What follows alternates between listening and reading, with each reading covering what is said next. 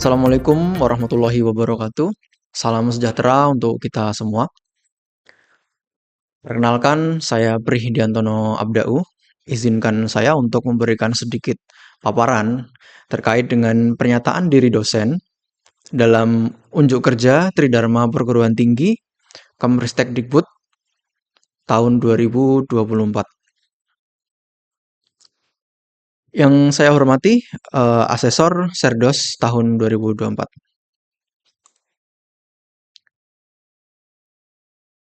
Izinkan untuk memperkenalkan diri. Ya, di sini saya Prihidiantono Abdau, Eskom Mkom. Saya berasal dari Prodi D3 Teknik Informatika Politeknik Negeri Cilacap.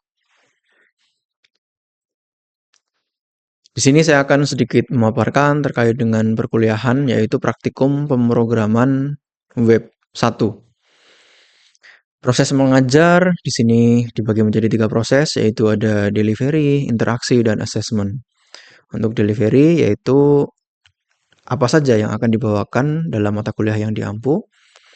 Terkait interaksi, yaitu nanti dengan bagaimana menjalin interaksi dalam proses belajar mengajar kepada mahasiswa. Yang berikutnya, yaitu assessment, yaitu bagaimana mengukur penilaian kinerja mahasiswa secara objektif di dalam kelas. Dari poin pertama yaitu terkait dengan delivery. Untuk pembelajaran ya, di sini ada mata kuliah yaitu praktikum pemrograman web 1.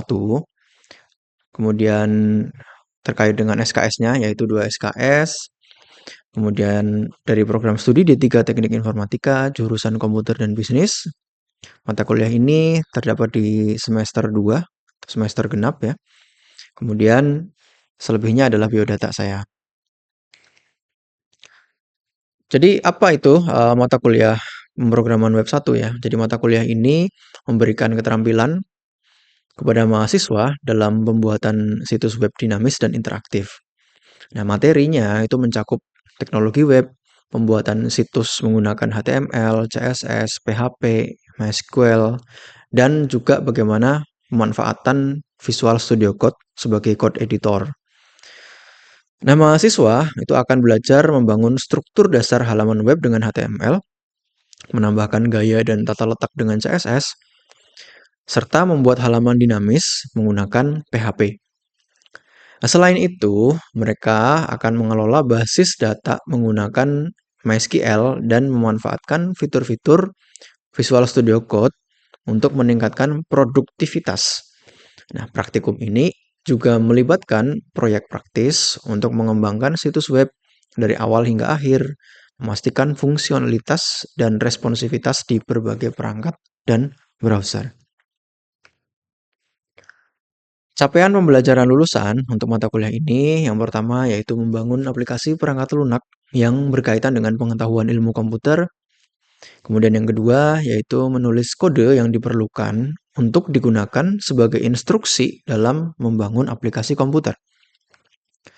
Sedangkan capaian pembelajaran mata kuliahnya yaitu yang pertama adalah mampu menganalisis, merepresentasikan, serta menyelesaikan permasalahan menggunakan strategi komputasi komputer.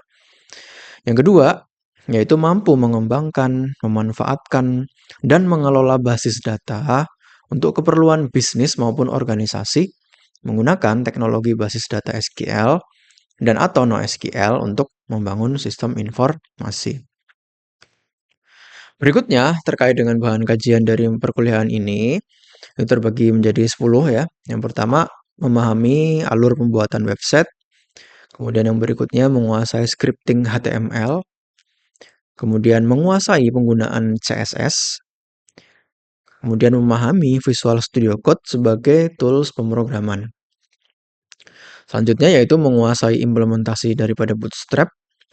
Kemudian masuk ke dalam PHP ya, memahami dan menguasai sintaks PHP, membuat formulir.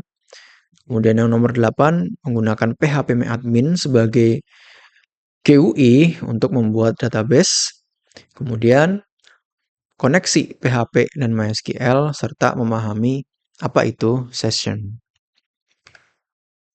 Kemudian sumber pustaka di sini menggunakan 5 buku dari luar dan ada 1 buku dari buku saya sendiri, buku yang saya tulis sendiri berkolaborasi dengan rekan saya. Itu buku yang berjudul Dasar Pemrograman Web dengan Bahasa HTML, PHP, dan Database MySQL. Bagaimana dengan interaksinya? Interaksi bagi menjadi dua. Yang pertama yaitu sinkronus.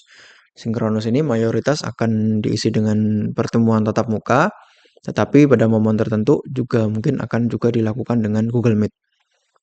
Kemudian dari sisi asinkronus itu bisa dengan independen ya, yaitu via e-learning melalui e-learning.pnc.ac.id. Kemudian kolaboratif diskusi ya via e-learning tersebut dan juga menggunakan grup WhatsApp. Nah, tata tertib dari perkuliahan ya, ini mengikuti apa yang sudah tertera di peraturan akademik. Yang pertama, mahasiswa itu harus berpakaian sopan dan rapi selama mengikuti perkuliahan, baik itu daring maupun luring.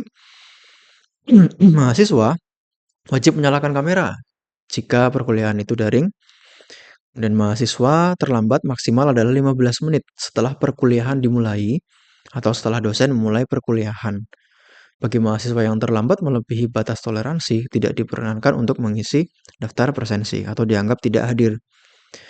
Yang keempat, mahasiswa yang tidak dapat atau berhalangan hadir mengikuti UTS maupun UAS, itu dapat mengikuti ujian susulan sesuai ketentuan yang berlaku pada bagian akademik.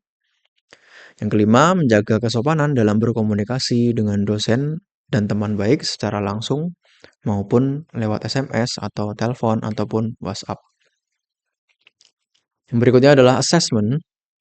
Terkait dengan nilai, ini sudah tertuang dalam peraturan akademik pasal 15 ya, terkait dengan persentase, kemudian terkait dengan kualifikasi penilaian ya. Nilai A itu dimulai dari angka 80, kemudian nilai AB dimulai dari angka 75 hingga 79,9 dan seterusnya. Mungkin itu yang dapat saya sampaikan. Kemudian kita langsung berlanjut kepada sesi luring di dalam kelas untuk praktikum pemrograman web 1. Demikian dari saya, terima kasih. Assalamualaikum warahmatullahi wabarakatuh. Oke, Assalamualaikum warahmatullahi wabarakatuh. Ya, selamat siang teman-teman semua. Ya, kita kembali lagi ya di praktikum web 1 minggu kedua. Nah, minggu pertama kemarin kita sudah bahas apa saja? HTML, CSS, JavaScript. Ada tambahan lagi yang lain nggak? Nggak ada ya? Oke. Nah, skema dari praktikum ini, seperti yang kita sepakati kemarin, kita menggunakan metode yaitu IBL ya, Inquiry Based Learning, di mana saya minta teman-teman untuk belajar secara mandiri, gitu ya, dipelajari sendiri. Terus kemudian setelah itu baru kita kupas, baru kita bahas bareng-bareng, baru kita diskusi, kita sharing, gitu ya. Nah, yang minggu kedua ini, materi kita apa saja? PHP, MySQL, dan terakhir ada tambahan itu adalah Bootstrap. Nah, Bootstrap ini sebenarnya nanti kita best practice aja. Kita nggak mengupas Bootstrap dari nol banget gitu, nggak. Tapi lebih ke arah bagaimana menggunakan Bootstrap, gitu ya. Templating lah istilahnya seperti itu. Jadi kita tinggal pakai-pakai aja untuk mempercantik tampilan dari website kita. Seperti itu. Karena memang sebetulnya kalau mau dibagi ya, minggu pertama HTML, CSS, JS, nah itu arahnya ke apa? Bla bla bla developer ya gitu. Betul, front end developer. Sementara kalau di minggu kedua ini kita sudah lari ke back end-nya karena PHP itu memang back end. Seperti itu ya. Nah, kemarin teman-teman sudah mencoba sendiri secara mandiri hingga hari ini tadi ya, dari jam 8 sampai jam 9.30. Nah, dari yang sudah teman-teman coba yuk kita diskusi terkait dengan materi PHP ya. Tadi ada modul, dan modulnya itu sebetulnya sama persis dengan W3 School ini. Jadi kita langsung ke website dari W3 Schools atau W3 Schools ya gitu ya. Nah, oke, yuk kita diskusi dulu kali ya. Dari yang sudah teman-teman pelajari, dari yang tutorial ini. Dari home sampai ke regex atau regular expression ya gitu ya. Kira-kira ada yang mau ditanyakan dulu nggak? Silakan. Silakan Mas Hidir ya. Ya, silakan. Gimana Mas yang mau ditanyakan? Server scripting language itu apa ya, Pak? Gimana? Server script. Sebentar. Ini nggak apa-apa. Diulang aja biar jelas. Yang dimaksud server scripting language itu apa, Pak? Server scripting. Oh, ini ya, server scripting language. Oke, ya, terima kasih pertanyaannya Mas Hidir. Nah, ini jawabannya agak panjang sebetulnya ya. Ya, taruh situ nggak apa-apa. Nah, teman-teman udah ada mata kuliah Jarkom belum? Ada ya. Nah, ini sebetulnya nanti akan sedikit nyambung dengan Jarkom ya gitu. Karena server side atau bisa dikatakan server scripting. Jadi PHP itu adalah sebuah bahasa pemrograman yang skripnya itu dieksekusi oleh server. Nah, maksudnya itu gimana? Kemarin teman-teman nyoba untuk mengeksekusi PHP itu pakai apa? Ada yang Laragon, ada yang XAMPP. Itu sebetulnya apa tuh Laragon atau XAMPP itu? Tools aja. Terus apa? Local server. Nah, kemarin bukanya gimana? Local host gitu ya, misal kayak gini. Nah, kenapa di sini tulisannya situs tidak dapat dijangkau? Nah, belum di run Laragon atau SAM-nya. Apakah jawabannya tepat? Nah, itu yang menarik, yang coba kita bahas ya. Jadi pertanyaannya tadi bagus, karena ini basic dari PHP dan banyak dilupakan. Kita belajar jauh, tapi ternyata yang fundamentalnya itu belum dipahami gitu ya. Nah, jadi PHP nih harus di-run menggunakan yang namanya web server. Itu dulu. Nah, apa itu web server? Jenis web server. Saya nggak akan jelasin web server itu apa secara detail, tapi di sini ada beberapa jenis web server. Ya, ada misal di sini ada Nginx, ada apa ini? Sitami, Apache, Zeus, ada puluhan yang lainnya. Ya, yang itu juga nggak bisa saya jelaskan di sini karena ranahnya sudah berbeda. Mungkin masuknya bisa ke Jarkom juga. Nah, yang nanti dipakai sama kita itu yang mana? Taunya dari mana? Katanya tadi SAM. Ya, jadi sebetulnya SAM ataupun Laragon itu adalah software third party. Third party. 3RD party gitu ya. Jadi software yang memang sudah sudah mempermudah kita untuk untuk belajar bahasa pemrograman PHP. Di dalamnya itu adalah bundlingnya lah istilahnya, udah ada paketannya. Coba kita buka Laragon. Kebetulan saya nggak pakai Laragon ya. Mungkin ada pembahasan tersendiri nanti apa keuntungannya menggunakan Laragon dan SAM ya. Kurang lebihnya apa masing-masing gitu. Nah, saya tidak menemukan kekurangan Laragon dibanding SAM, tapi itu nggak usah dibahas.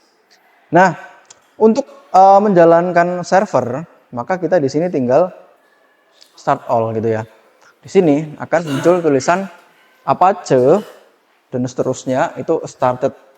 Kemudian ada juga MySQL started. Jadi software ini sudah bundling ya, paketan istilahnya kayak gitu untuk menjalankan ada dua software sekaligus, yaitu ada Apache dan MySQL. Apache adalah tadi web server. Kalau MySQL itu apa?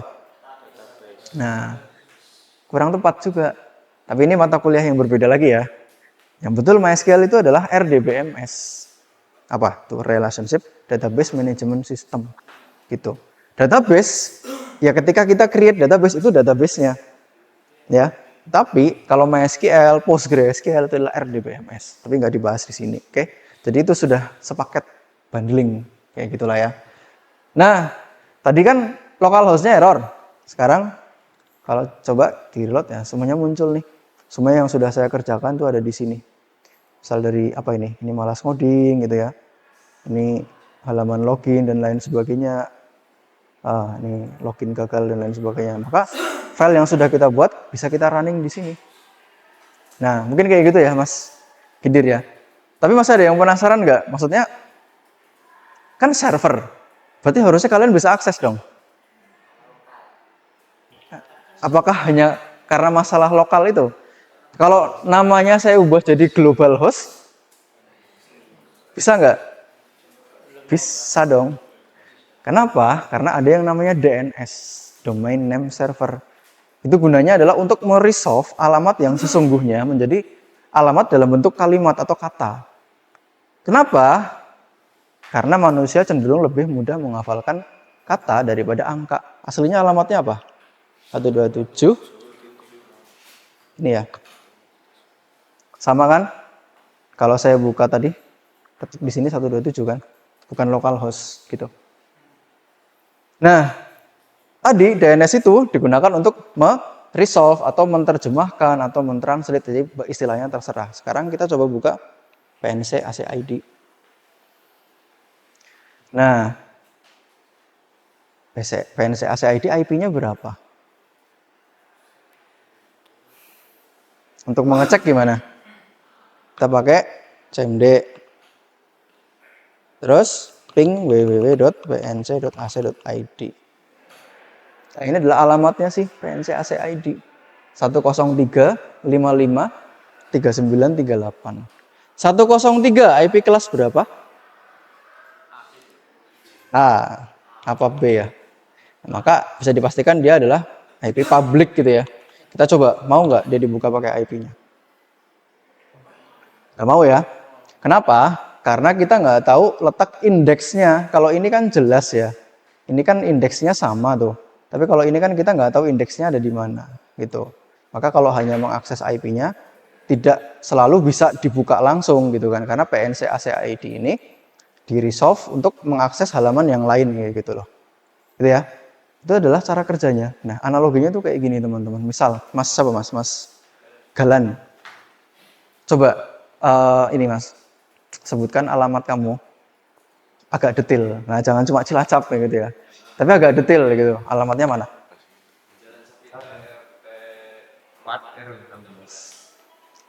Nomor 35.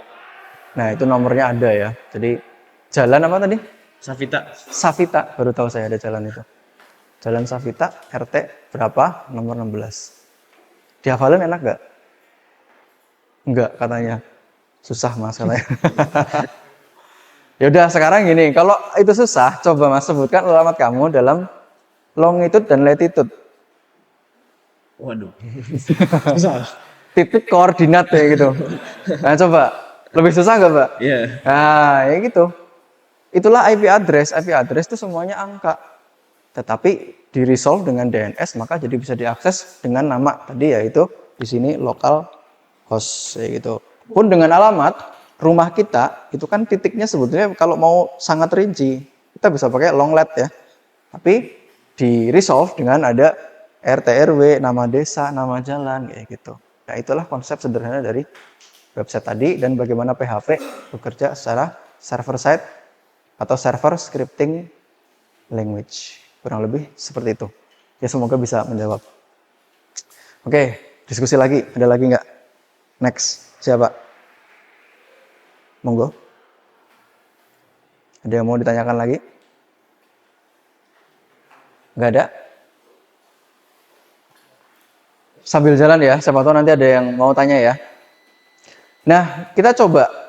Ini adalah basic dari PHP ya. Di sini dijelaskan bahwa PHP adalah bahasa yang widely used,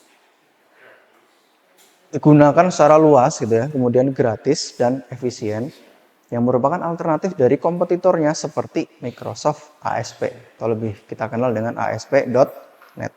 Jadi PHP itu open source, free, ya kemudian sudah digunakan oleh jutaan orang gitu ya, dan efisien dibandingkan dengan ASP. Nah, kenapa ada apa dengan ASP? AA ada apa dengan ASP? AADA ya. Kenapa? Karena ASP nggak gratis gitu ya. Jadi ASP itu diciptakan oleh Microsoft berlisensi. Kita nggak bisa belajar serta-merta di situ. Jadi kalau ada yang mau nih jadi programmer dulu di Pertamina gitu ya.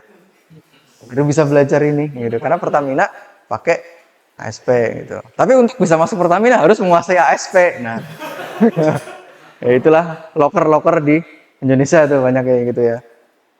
Kemudian PHP ini juga apa ya, bisa dikatakan easy learning kayak gitu. Oke, kita coba ya nge-run ini. Contoh di sini ya. Doctype HTML ini menandakan bahwa halaman ini merupakan HTML versi 5. Jadi kalau nggak ada doctype-nya dia nggak dideteksi sebagai versi 5 itu minggu pertama ya, pada lupa. Terus seperti biasa, PHP itu di-attach di dalam HTML, tetapi harus dibuka dengan tag, yaitu tag bracket tanda tanya. Nah, tanda tanya itu apa ya? Question mark. Bracket, question mark, PHP, dan ditutup dengan question mark, bracket. Kayak gitu. Ya, open bracket sama close bracket di sini. Kemudian ada yang namanya echo. Echo itu kayak untuk mencetak. Ya, untuk mencetak. Ya. Ada di sini my first PHP script. Maka muncullah di sini my first PHP script. Variabel itu gunanya untuk apa? Memberi nama, terus apa? Menyimpan data, terus ada lagi. Variabel itu sebetulnya bisa kita ibaratkan, jadi sebuah, ini apa sih? Apa ini, kotak pensil. Isinya di dalam ada apa aja nih? Nah, ini ada telur burung ya. Ini ada kabel charger gitu ya. Nggak ada uang ya. Ini ada apa nih? Konektor lah ya. Konektor apa sih? HDMI itu VGA kayak gitu. Oke. Variabel juga sama. Pada prinsipnya variabel itu digunakan untuk menampung sementara gitu ya. Jadi bisa jadi wadah, bisa dikatakan seperti ember kayak gitu juga boleh ya. Nah, di dalam PHP variabel itu diinisiasikan dengan dollar mark atau apa ya nyebutnya ya, dolar gitu aja, tanda dolar. Kemudian kalau di PHP kita bisa langsung menginisiasikan nilai dari si variabel itu. Kita ke loop coba ya.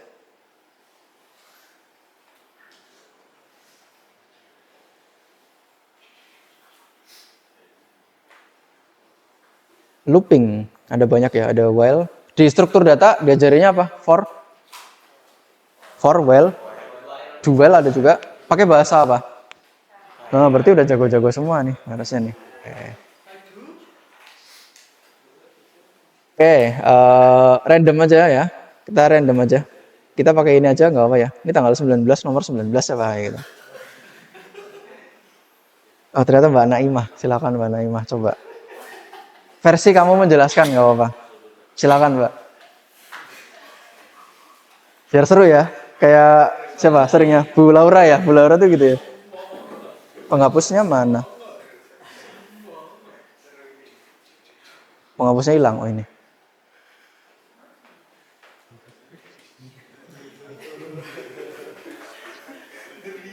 Coba Mbak.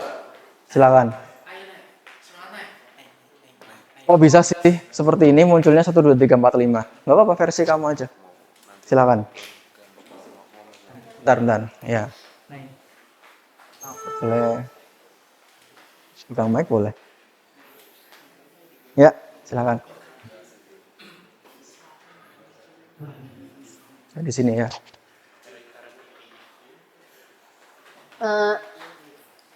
Di sini kan diketahui variabel dolar i itu 1. Nah, untuk perulangannya sendiri kenapa bisa menghasilkan 1, 2, 3, 4, 5? Kita di sini menggunakan perulangan while, yang dimana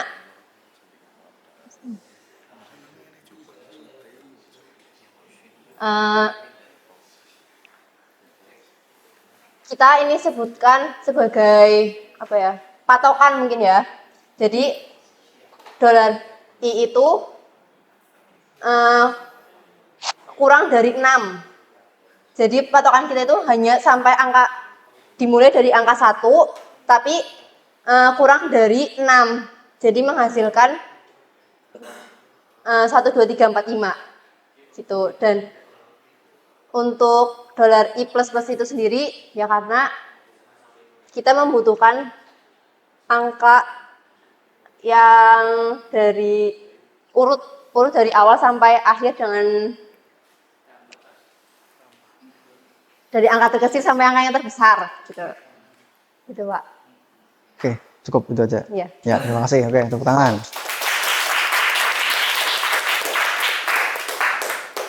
Ya, udah betul ya yang dijelaskan ya. Cuma kita coba sempurnakan aja. Tadi kan dijelaskan I. I itu adalah state-nya apa? Satu, ada nilai awal. Nih, kalau perulangan ya. Nilai awal itu adalah I sama dengan 1. Tuh. Nah, state yang kedua, kalau perulangan pasti ada apa? Ada awal, pasti ada akhir ya. Nilai akhir nih. Yang mana nilai akhir atau batas? Batas itu. Yang mana? Kalau batas pasti ada yang namanya operator pembanding atau operator perbandingan. Kurang dari, lebih dari, sama dengan ya gitu. Ya kan?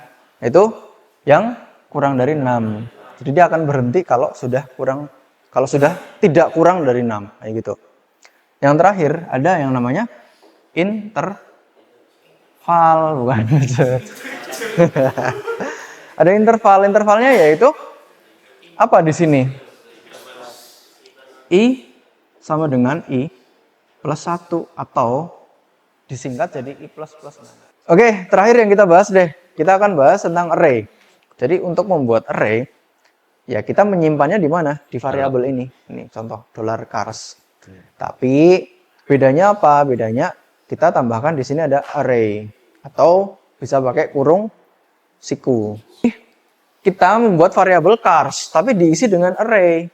Jadi isinya bisa banyak kayak tadi itu ini. Jadi dalamnya itu diisi bisa banyak banget. Bahkan di dalamnya bisa masih ada lagi nih. Ini ada kantong satu. Isinya ada apa gitu kan. Khusus untuk pulpen misalnya. Yang sini ada nih khusus untuk bedak. Kalau yang ada bedaknya gitu ya. Nah terus kemudian kita coba di Vardam si array-nya. Hasilnya seperti ini. Dia semuanya string.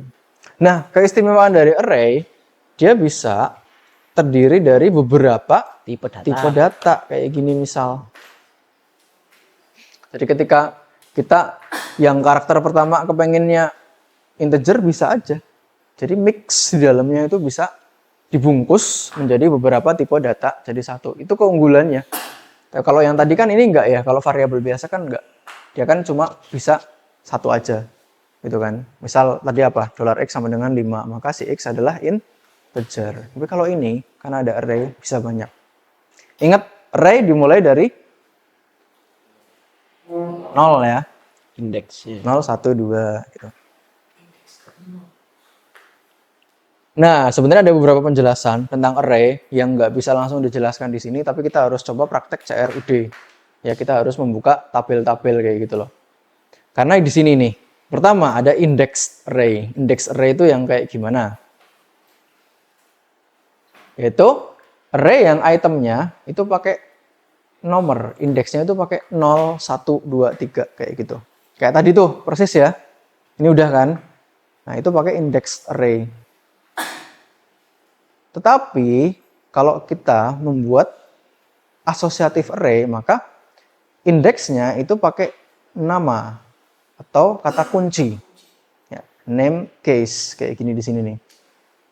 Brand Ford, model Mustang kayak gitu. Nah, ini sebenarnya kalau mau dijabarin nanti ketika kita praktek yang ini nih di sini. Ini kita bisa belajar dengan lebih detail nanti di sini. Jadi apa sih gunanya array? Ya, array itu untuk mengirim data, untuk menyimpan data sementara dalam jumlah yang banyak dan berbagai macam variabel. Tipe data itu bisa dikemas di situ. Oke, mungkin untuk sesi awal ini kita cukupkan sampai di sini. Nanti kita bisa lanjut ke sesi CRUD. Oke? Terima kasih teman-teman semua. Saya akhiri ya. Untuk yang sesi pertama kita bisa istirahat 15 menit. Oke, Assalamualaikum warahmatullahi wabarakatuh.